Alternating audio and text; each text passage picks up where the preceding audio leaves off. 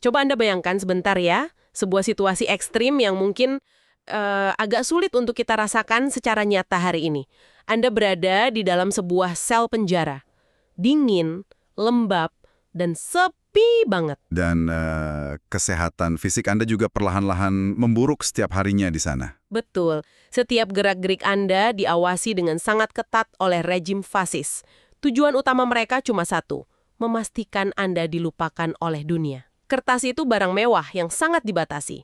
Setiap buku yang masuk disensor dengan kejam. Tapi lucunya, dari dalam sel yang sempit itu hanya berbekal ingatan dan ya sedikit bahan bacaan yang lolos dari penjaga, orang ini bisa menulis ribuan halaman. Oh wow, ribuan. Iya, ribuan halaman tulisan tangan yang puluhan tahun kemudian benar-benar membongkar cara kita memahami filsafat, politik, dan kekuasaan. Ini adalah salah satu bentuk perlawanan intelektual yang menurut saya paling radikal dalam sejarah modern. Karya yang luar biasa.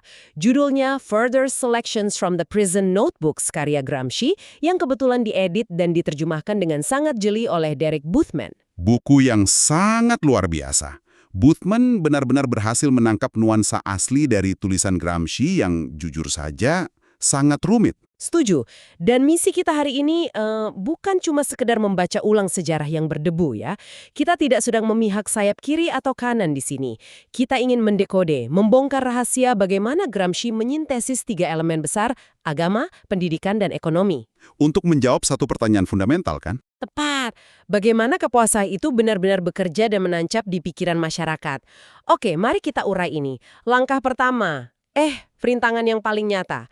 Bagaimana cara dia menulis semua ini tanpa ketahuan sensor penjara?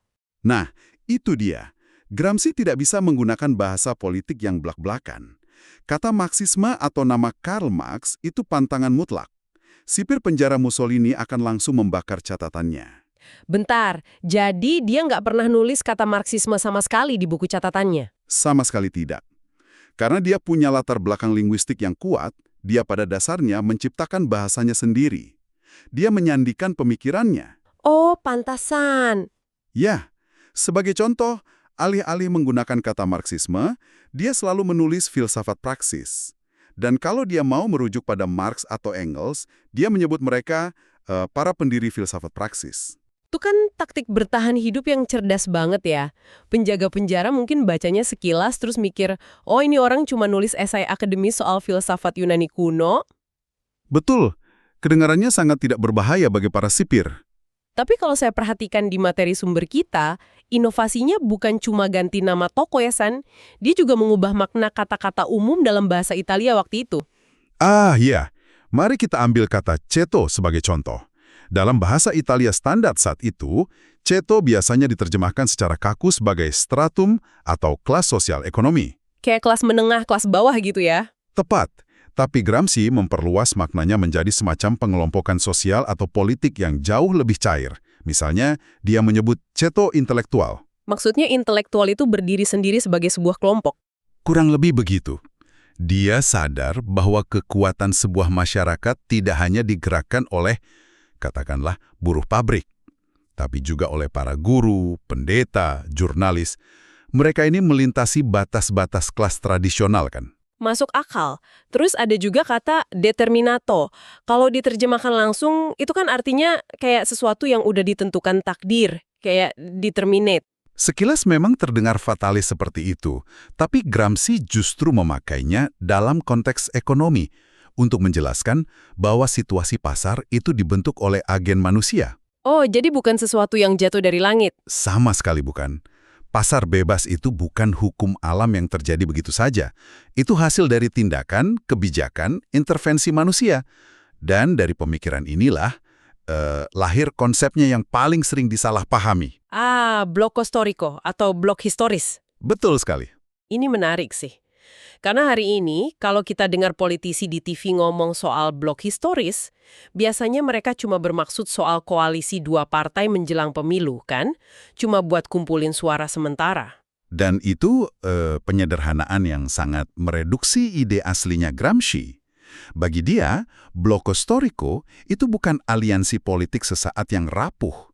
Itu adalah sebuah penyatuan organik. Penyatuan organik gimana maksudnya? Coba Anda bayangkan sebuah gedung. Anda punya struktur, yaitu fondasi ekonomi dan alat produksinya. Lalu Anda punya suprastruktur, budaya, agama, media, hukum. Oke, struktur dan suprastruktur. Nah, blok historis itu terjadi ketika struktur dan suprastruktur ini melebur secara utuh di bawah arahan satu kelompok dominan. Sedemikian rupanya peleburan ini sampai-sampai cara hidup kelompok dominan itu dianggap sebagai kewajaran atau akal sehat oleh seluruh masyarakat. Dan itulah yang disebut hegemonia. Itu inti dari hegemoni. Ini kayak orang nulis resep masakan, tapi kata garam sebenarnya berarti pemberontakan ya. Tapi ini memunculkan satu pushback dari saya nih. Boleh, silahkan. Taktik menyandikan ini memang brilian buat ngibulin penjaga. Tapi dengan pakai istilah abstrak kayak blok historiko atau filsafat praksis, bukankah dia justru bikin pemikirannya jadi sangat elitis? Maksud saya, kalau dia mau membebaskan petani dan pekerja keras, bahasanya malah nggak nyambung buat mereka kan? Yang membukau di sini adalah paradoks dari sensor penjara itu sendiri. Kritik Anda itu sangat sering diajukan dan memang masuk akal. Tapi sensor itu justru memaksa teori Gramsci menjadi jauh lebih matang. Oh ya, gimana bisa? Karena dia tidak bisa lagi pakai slogan-slogan Marxisme yang mungkin sudah usang atau cuma sekedar jargon. Dia dipaksa untuk benar-benar memikirkan mekanisme kekuasaan secara mendalam. Jadi dia harus membedah anatomi sistemnya, bukan cuma teriak-teriak, hancurkan sistem ya? Benar. Dia membersihkan ide-idenya dari sekedar dogma ekonomi yang sempit, lalu mengubahnya menjadi teori yang sangat dinamis. Jadi proses penyandian ini bukan sekedar ngumpetin ide, tapi memutakhirkannya. Menarik, jadi batasan fisik itu malah memperluas cakrawala intelektualnya ya? Nah, bicara soal anatomi sistem dan narasi untuk menguasai pikiran, disinilah bagian yang sangat menarik dari materi kita hari ini. Bagian tentang institusi terkuat di Italia saat itu. Iya, agama. Ini bagian yang bikin saya paling terkejut. Karena biasanya tokoh radikal zaman itu kan anti agama banget. Betul. Banyak tokoh radikal melihat agama cuma sebagai urusan spiritual pribadi atau bahkan sekedar kebodohan massal yang harus diberantas habis. Tapi Gramsci nggak mikir gitu. Tidak. Mengadopsi pandangan filsuf Benedetto Croce dan juga Marx, Gramsci membedah agama, khususnya gereja Katolik saat itu, sebagai sebuah kekuatan material. Tunggu, kekuatan material? Maksudnya agama itu punya wujud fisik kayak institusi, gedung, dan jaringan yang beneran ngatur hidup orang sehari-hari gitu? Persis, agama itu memobilisasi massa. Agama membentuk cara jutaan orang memahami tempat mereka di dunia dan, yang paling penting, bagaimana mereka memahami penderitaan mereka. Wow! Dan Gramsci sangat analitis melihat ini. Dia tidak melihat gereja itu sebagai satu blok monolitik yang isinya sama semua.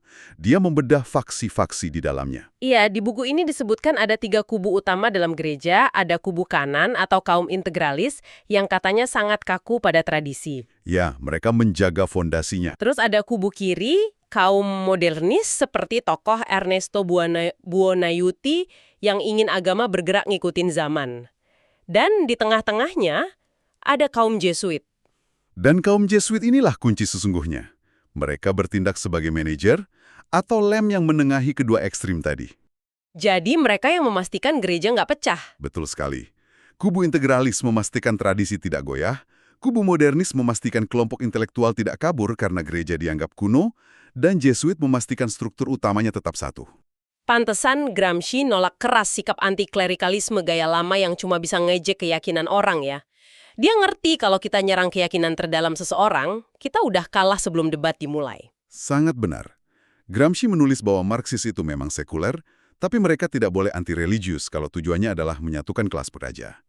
Ada contoh bagus dari sejarah yang dia jadikan referensi. Soal Guido Miglioli itu. Iya, Miglioli ini adalah tokoh progresif Katolik, dia bukan ateis radikal. Tapi dia memimpin Dewan Petani dan sukses besar menyatukan buruh Kristen dan non-Kristen untuk berjuang bareng. Dan Gramsci sangat menghargai itu ya? Sangat.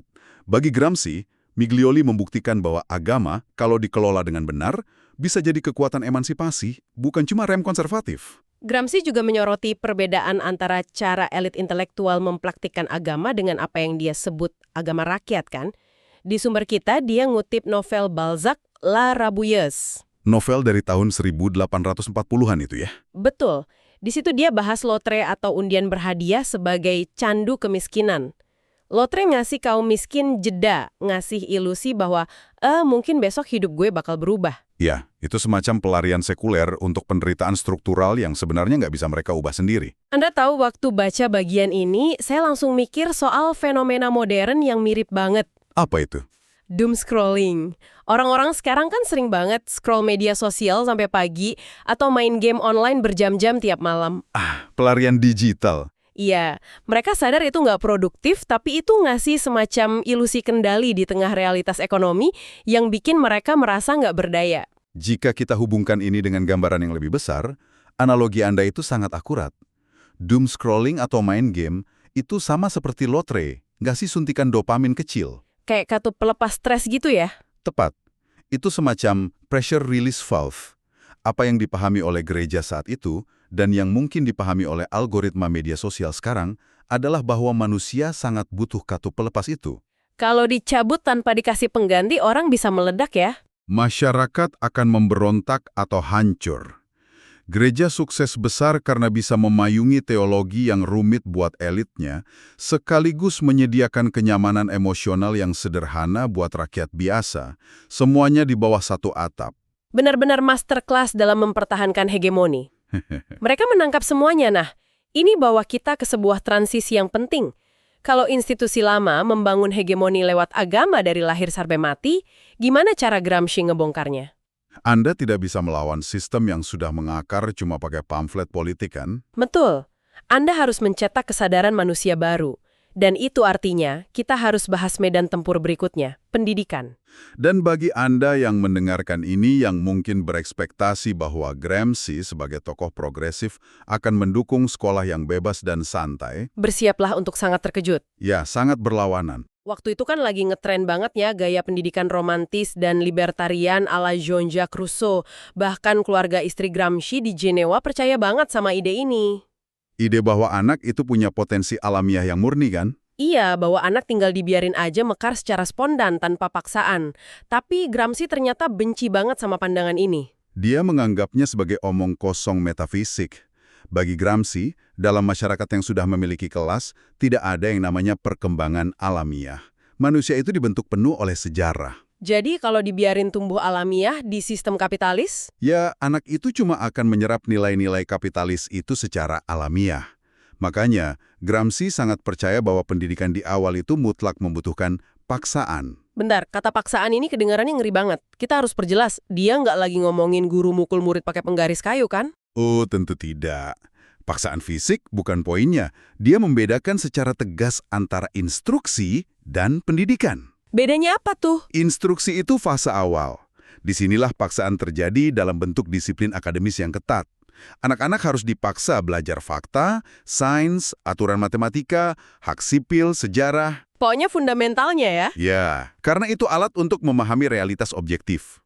Nanti, setelah fondasi ini kokoh lewat instruksi, baru mereka masuk ke tahap pendidikan, di mana mereka mulai bergulat secara mandiri dengan ideologi. Kalau saya boleh pakai analogi ya, pandangan Rousseau itu ibarat kita punya tanah kosong, kita sebar benih, terus kita biarin aja tumbuh liar, ngarep tiba-tiba jadi taman bunga yang indah. Dan Gramsci bilang itu naif sekali. Iya, Gramsci bilang Anda butuh pagar, Anda butuh terali kayu yang kaku. Terali itu instruksinya, disiplinnya. Cuma dengan merambat di terali yang kaku itulah, tanaman kesadaran anak bisa merambat lurus dan tumbuh kuat. Analogi terali itu menangkap idenya dengan sempurna. Kalau nggak ada terali disiplin, tanaman itu cuma akan merayap di tanah dan, ya, diinjak-injak oleh mereka yang punya kuasa. Tapi ini memancing pertanyaan kritis nih buat perdebatan pendidikan kita hari ini. Sekarang kan sering ada argumen bahwa buat ngebantu siswa marginal, kita harus nurunin standar kelulusan biar nggak membebani mental mereka. Kalau pakai kacamata Gramsci, dia pasti menentang keras penurunan standar itu. Berarti dia malah pengen ngasih standar yang paling sulit buat anak kelas bawah. Justru itu. Kelas pekerja itu paling butuh disiplin intelektual tingkat tinggi. Makanya, dia sangat mendukung anak-anak diajarkan metodologi belajar masa lalu, seperti belajar bahasa Latin dan Yunani kuno. Serius? Buat apa buruh pabrik belajar bahasa Latin? Bukan karena bahasa itu berguna secara praktis. Dia menyebutnya sebagai senam mental. Proses menerjemahkan tata bahasa kuno yang rumit itu memaksa otak untuk disiplin, fokus, dan teliti. Menguasai metode studi ya? Betul. Untuk mengalahkan elit penguasa, kelas pekerja tidak bisa cuma modal semangat demo. Mereka harus menguasai apa yang disebut commanding heights atau puncak-puncak komando kebudayaan lawan. Oh wow, masuk akal. Kalau elit berdebat pakai logika rumit, kelas pekerja harus bisa mematahkan logika itu pakai senjata yang sama tajamnya. Makanya dia bikin eksperimen nyata. Dia mendirikan Club for Moral Life di tahun 1918 dan Sekolah Partai Internal tahun 1925 khusus untuk melatih pekerja dewasa membedah teks-teks filsafat yang berat. Sayangnya terhenti karena represi fasis. Gila, benar-benar persiapan intelektual yang serius. Anda nggak bisa meruntuhkan rumah majikan kalau nggak paham ilmu arsitekturnya. Nah, kita udah bahas bahasa, agama, dan pendidikan. Tapi masyarakat kan hidup di alam materi ya. Mereka butuh makan, butuh kerja. Persis. Dan ini bawa kita ke fondasi terakhir, ekonomi. Dan yang bikin bagian ini seru bukan cuma teorinya, tapi cerita manusia di balik jeruji besi itu. Gimana caranya dia dapat buku-buku ekonomi yang rumit di penjara? Ini dimensi yang sangat mengharukan sebenarnya. Disinilah masuk nama Piero Sraffa. Sraffa ini teman dekatnya kan? Bukan cuma teman biasa. Dia itu ekonom yang brilian. Pemikirannya nanti jadi cikal bakal hadiah Nobel di bidang ekonomi. Sraffa ini ibarat orang Italia di Inggris. Di Cambridge kan dia waktu itu? Ya. Nah, melalui Tatiana, ipar Gramsci, Sraffa ini secara diam-diam membuka akun di sebuah toko buku di Milan. Biar Gramsci bisa tetap baca buku-buku terbaru. Tepat sekali. Sraffa memastikan suplai literatur ekonomi Gramsci tidak terputus. Sraffa bahkan menggalang kampanye internasional lewat Manchester Guardian di tahun 1927 untuk menuntut pembebasan Gramsci. Berarti Sraffa ini benar-benar penyambung nyawa intelektualnya ya. Dan dari suplai buku inilah, Gramsci melahirkan analisis yang sangat unik. Misalnya soal Machiavelli. Ah iya, Gramsci menempatkan Machiavelli bukan cuma sebagai pemikir politik yang licik, tapi sebagai pelopor pemikiran kaum fisiokrat. Fisiokrat itu yang percaya kekayaan utama dari tanah dan pertanian itu ya? Betul, abad ke-18. Dan Gramsci melihat bahwa Machiavelli, jauh sebelum era fisiokrat, sudah mengidentifikasi hubungan ini, bahwa kekuatan kelas burjuis perkotaan itu bertumpu pada produktivitas dan penderitaan petani di pedesaan. Dia juga tertarik sama Richard Cantillon kan, yang bahas teori nilai sebelum Adam Smith nulis The Wealth of Nations. Tapi puncaknya menurut saya adalah pas dia bedah konsep David Ricardo. Konsep pasar tertentu atau determinate market dan hukum kecenderungan. Nah, tolong urai ini buat kita. Gimana persisnya analisis ekonomi Ricardo ini dipakai sama Gramsci untuk ngebongkar filsafat yang membingungkan? Ini memunculkan pertanyaan penting tentang sintesis ide. Pada abad ke-19, filsafat di Jerman itu dikuasai pemikiran Hegelian. Intinya, mereka melihat sejarah itu digerakkan oleh sesuatu yang abstrak, roh yang mengambang di awan. Terlalu spekulatif ya, lepas dari realitas fisik. Benar, Marx. Dan kemudian Gramsci sadar bahwa filsafat yang mengawang-awang ini nggak bakal bisa mengubah nasib orang kelaparan. Disinilah konsep Ricardo masuk. Ricardo kan ekonom Inggris yang sangat fokus pada realitas material. Iya, dia mengukur nilai barang dari jam kerja fisik manusia, dari keringat yang tumpah, dari dinamika pasar yang nyata. Jadi Ricardo inilah yang narik filsafat idealis Jerman itu turun membumi. Persis. Gramsci melihat bahwa ini bukan cuma sekedar teori ekonomi. Ini adalah langkah awal menuju filsafat praksis. Sejarah tidak digerakkan oleh ide magis, tapi oleh tenaga kerja manusia di dalam situasi pasar konkret. Jadi, apa makna dari semua ini? Dinamika Sraffa dan Gramsci ini luar biasa loh. Sraffa itu akademisi murni, yang analitis, sangat presisi. Sementara Gramsci pemikirannya luas, sintesis dari berbagai bidang. Kolaborasi yang saling melengkapi. Ini kayak Sraffa itu teknisi jam tangan Swiss yang bikin komponen roda gigi yang super presisi. Terus komponen itu disuplai ke Gramsci. Dan Gramsci, sang arsitek, merakitnya jadi jam raksasa di menara sebuah katedral pemikiran baru. Analogi yang sangat puitis dan tepat. Dan meskipun di catatan sumber kita, Sraffa sesekali memberikan kritik ringan karena Gramsci mungkin kurang presisi di beberapa istilah ekonomi teknis. Iya, wajar kan Gramsci nulisnya dari ingatan di penjara. Betul. Tapi Sraffa dengan jujur mengakui bahwa observasi-observasi Gramsci itu luar biasa tajam. Bagi Gramsci, tenaga kerja manusia bukan sekedar angka di grafik, melainkan inti dari sintesis antara filsafat Jerman, budaya, dan ekonomi. Luar biasa. Dari sel yang dingin lahirlah sintesis raksasa. Oke, mari kita rangkum penelusuran kita yang panjang dan padat ini. Silakan. Kita mulai dari kode rahasia dalam terjemahan bahasa untuk mengelabui sensor yang malah mematangkan teori tentang blok Costa Rica. Lalu kita melihat gimana gereja sukses menjaga kekuasaan dengan menyatukan teologi elit dan agama rakyat di bawah satu atap. Menjadi payung yang solid. Ya, terus pandangan tegasnya bahwa pendidikan butuh disiplin keras sebagai senam mental sebelum anak bisa benar-benar bebas. Dan puncaknya, persahabatan intelektual dengan Sraffa yang memungkinkan lahirnya analisis ekonomi mendalam di balik jeruji. Semua itu menunjukkan bahwa kekuasaan tidak sekedar soal siapa yang pegang senjata, tapi siapa yang membentuk cara kita berpikir. Betul sekali. Dan buat Anda yang mendengarkan, inilah alasan kenapa ide-ide Gramsci masih sangat relevan buat kita hari ini. Di era banjir informasi ini, kita ngerasa bebas karena bisa milih channel YouTube atau scroll medsos semau kita. Padahal kebebasan itu ada di dalam struktur yang sudah didesain. Tepat, algoritma yang ngatur feed Anda, kurikulum di sekolah, sampai narasi ekonomi yang bilang, ya emang begini cara kerja dunia. Itu semua adalah bentuk hegemoni modern. Institusi yang paling Anda percaya, itulah yang diam-diam membentuk batasan pikiran Anda. Gramsci ngajarin kita untuk sadar bahwa apa yang kita anggap sebagai kebenaran alamiah itu seringkali adalah hasil desain pihak yang berkuasa. Dan sebagai penutup, saya mau meninggalkan Anda dengan satu poin terakhir yang sangat provokatif dari teks sumber kita yang belum sempat kita bahas mendalam. Oh, soal prediksi masa depannya itu ya? Betul. Di salah satu catatannya tentang Timur, Gramsci merenungkan kemunculan nasionalisme di Asia. Bayangkan, ini tahun 1930-an. Eropa dan Amerika sedang menguasai dunia. Tapi dari sel penjaranya, Gramsci bertanya-tanya, akankah poros dunia, axis of the world, perlahan bergeser dari Atlantik Kemana? ke tempat konsentrasi populasi terbesar umat manusia berada, yaitu lingkar Pasifik. Ia secara spesifik mempertanyakan apa yang terjadi jika negara-negara seperti India dan Tiongkok menjadi negara yang sepenuhnya modern. Ya ampun, dia memprediksi realitas geopolitik perbesar di abad ke-21 kita hari ini, jauh sebelum itu terjadi. Sebuah bukti nyata. Anda bisa saja memenjarakan tubuh seseorang, Anda bisa menyensor kata-katanya, tapi Anda tidak akan pernah bisa mengurung kemampuannya untuk membaca kemana arah sejarah akan bergerak. Sesuatu untuk Anda renungkan malam ini.